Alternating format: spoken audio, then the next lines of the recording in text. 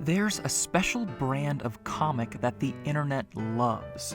This could be a digitized newspaper strip or maybe a webcomic born on LCD screens. Not just any qualify. Like, hey, Garfield is funny, Penny Arcade is funny, but they're not what I'm talking about.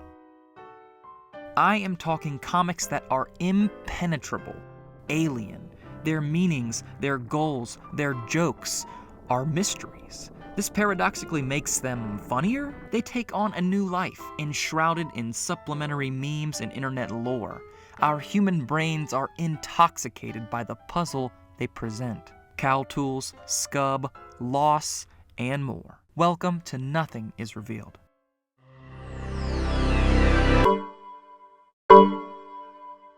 First off, we have to talk about Cow Tools. It's a single-panel comic that ran in October of 1982 and was syndicated by the San Francisco Chronicle. Just one panel, one picture, and 2 words. Cow Tools. What? What does it mean? Is the joke that cows can't make tools and thus these look kinda crude and useless? But what about the saw?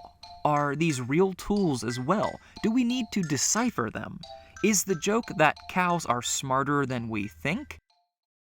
This comic was drawn by Gary Larsen for his incredible series, The Farside. And believe me, he never heard the end of this one. In one letter, a reader from Texas wrote that they had shown the cartoon to 40-odd professionals with doctoral degrees, and none could understand it. The newspaper, too, got barraged with questions. According to their general manager, the phone never stopped ringing for days afterward. The New York Times called Cow Tools the most loathed strip ever. Thankfully, Larsen had heard enough and stepped in. Just kidding. He was forced by the paper to explain the comic. The cartoon was intended to be an exercise in silliness. While I have never met a cow who could make tools, I felt sure that if I did, they would lack something in sophistication and resemble the sorry specimen shown in this cartoon. I regret that my fondness for cows, combined with an overactive imagination, may have carried me beyond what is comprehensible to the average Farside reader. No hidden joke, just silliness, and a request that you find the humor. Case closed. And it's just another case in the long history of one of the greatest comic strips of all time. Like the time the Citizen Journal of Columbus, Ohio mixed up 2 different captions, so that what the reader saw was this.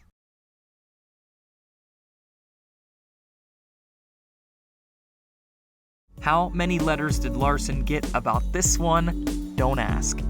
Or how about the 2 times they swapped the Farside captions with ones from Dennis the Menace, and by Larsen's own admission, somehow made each comic more interesting?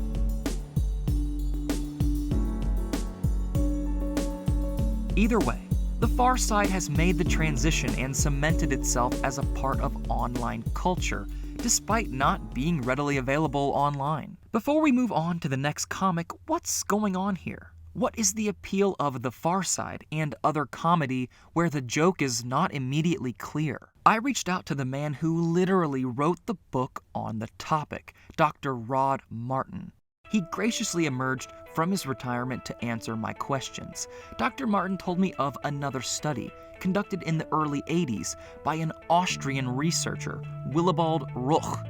We'll call him Will. Will wanted to study the structure of humor. He did so with a set of over 600 cartoons and jokes, which he tested against hundreds of people across the globe. I'm about to simplify his results. If you want a comprehensive look, links in the description. Fascinatingly, when patterns in the data started to emerge, they didn't relate to the content of the jokes. It didn't matter if they were about penguins or bartenders. What really mattered was the structure. He condensed all the jokes into 2 types. 1. Incongruity resolution. This sounds complicated, but it's not. It's basically every joke you've ever heard. Why do birds fly south in the winter? It's too far to walk. The incongruity is the question. You don't know the answer yet. When you hear the punchline, you get the joke. Incongruity resolved. The second type of structure is more complicated: nonsense. In these jokes, the punchline itself doesn't always resolve the incongruity. In fact, it might create more incongruity. This is where many Farside comics fall. So, why do some people love nonsense humor, love Cal Tools? Why have others written to Larsen over the years and complain that they don't get his comics? Will wanted to answer that too. He correlated the personality traits of his subjects with whichever humor they preferred.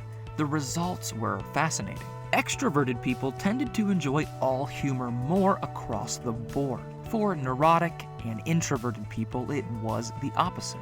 For more conservative people, they tend to prefer the former.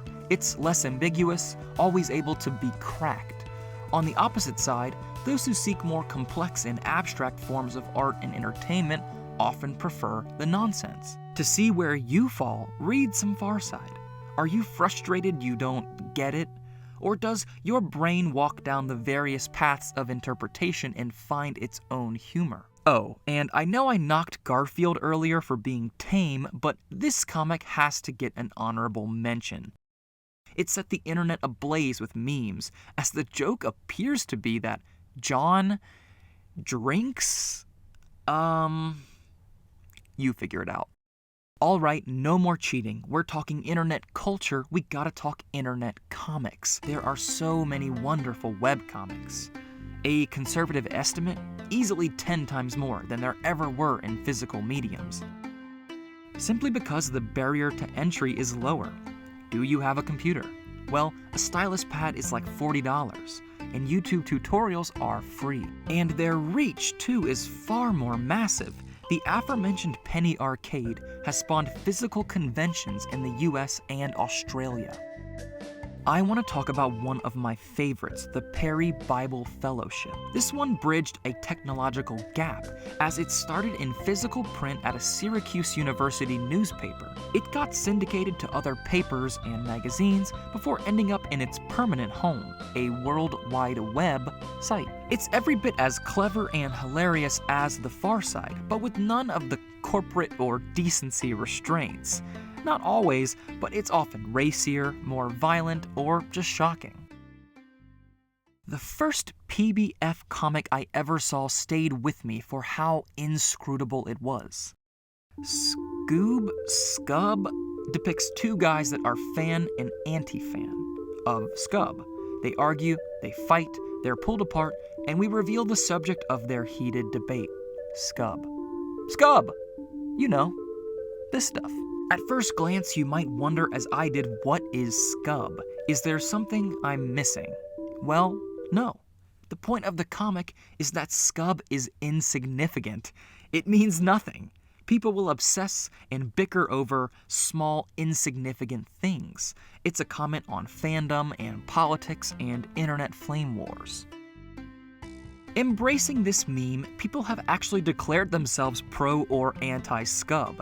They've made up complicated backstories and details for the imaginary wax stuff.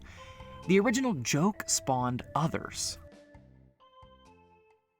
I could talk about these nonsense comics all day, but I'm running out of time. For my final act, let's talk about one of the most maligned, misunderstood comics in the history of the internet.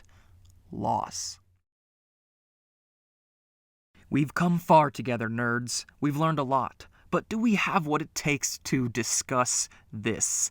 Do I have what it takes to explain this? First, some context. Control-Alt-Delete is a video game-themed webcomic. It's written by Tim Buckley and began all the way back in 2002. The internet, and indeed the whole world, was a different place then.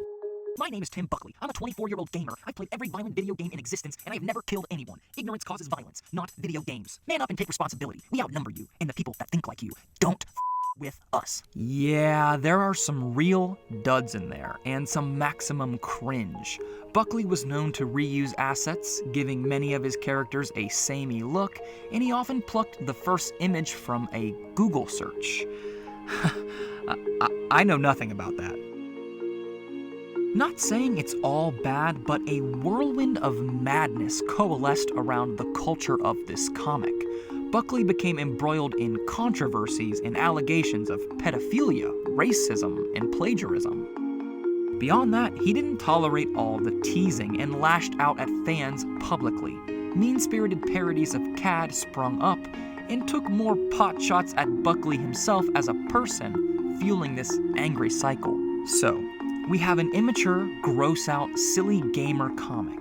It has a rabid audience of people dunking on it for being unprofessional and unfunny.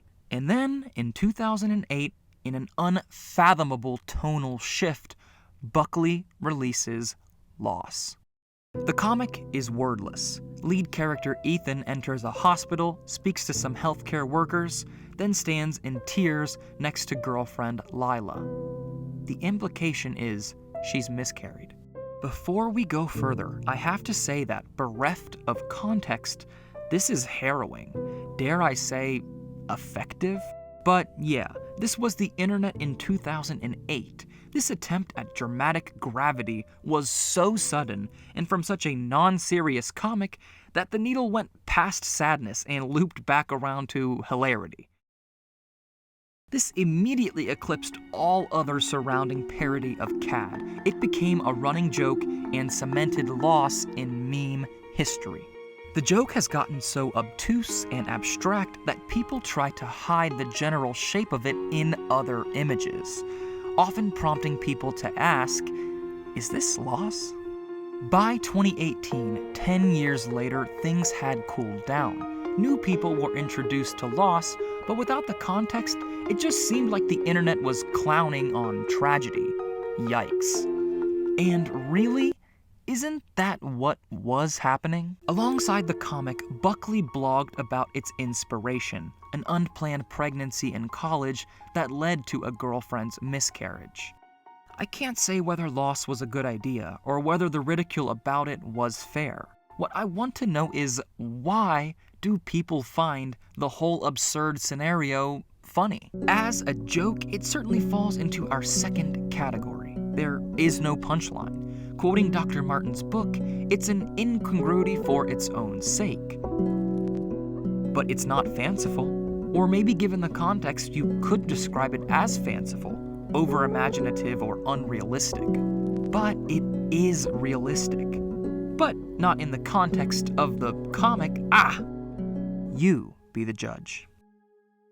I'll leave you with a final feather in the cap of this sordid meme. Back to 2018. Out of the blue, Buckley replaces Loss with a new comic, Found. It's exactly the same in every way, except in the final panel, Ethan is smirking at you. Buckley has joined in on the joke. I wish I'd stuck with the Farside. Thanks so much for watching. What do you think about these comics in particular?